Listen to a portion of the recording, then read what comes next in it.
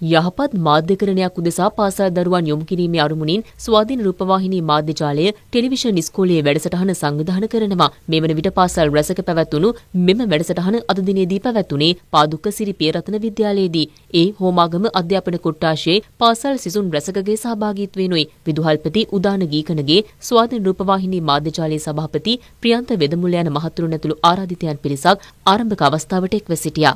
මාධ්‍ය විෂයේ ප්‍රධානම ඉලක්කය වෙන්නේ තාර්කිකව හිතන, සත්‍ය තේරුම් ගන්න, නිවැරදි දේ වෙනුවෙන් කතා කරන, ඒ වෙනුවෙන් පෙළ ගැසෙන, සටන් කරන තාර්කික පුරවැසියෙකු රටට සමාජයට දායාද කිරීම. මාධ්‍ය ගත්තට පස්සේ ඔබ දකිනවා නිරන්තරයෙන්ම විවිධ පණිවිඩ ඔබ තුළට එනවා. මේ පණිවිඩ තුල තිබෙන මතුපිට අර්ථය අපි හැමෝම සරලව තේරුම් ගන්නවා. නමුත් බොහෝ අවස්ථාවල මෙහි තියෙන යටිපෙළ සැඟවෙලා තියෙන අරමුණු තේරුම් ගැනීම සරල නැහැ. එවැනි තේරුම් ගැනීමක් වෙනුවෙන් ඔබව සූදානම් කිරීමත් දුවේ පුතේ මේ වැඩසටහන තුල අන්තර්ගතයි. සමාජය තුල ව්‍යාප්ත වන මාධ්‍ය පණිවිඩවලට මුහුණ දෙන ඔබ එහි මතුපිට පමණක් අල්ලා ගත්තොත් වෙන්නේ අකරතැබ්බයක්. ඒ නිසා අපිට එන ප්‍රවෘත්තියක් වෙන්න පුළුවන්, වැඩසටහනක් වෙන්න පුළුවන්, කතාවක් වෙන්න පුළුවන්, මේ ඕනෑම එකක යටි අරමුණු, යටි පෙළ මොකද්ද කියලා තේරුම් ගැනීම අත්‍යවශ්‍ය වෙනවා. එහෙම වුණොත් පමණමයි අපි අර බලාපොරොත්තු වෙන පක්ෂපාත ආගම් කුලමල ભેද වලින් තොර මනුස්සකම අංක 1ට තියෙන ඇඟේ හැපුණම කනට ගහන්නේ නැති සමාජයක් නිර්මාණය කරන්න පුළුවන් වෙන්නේ.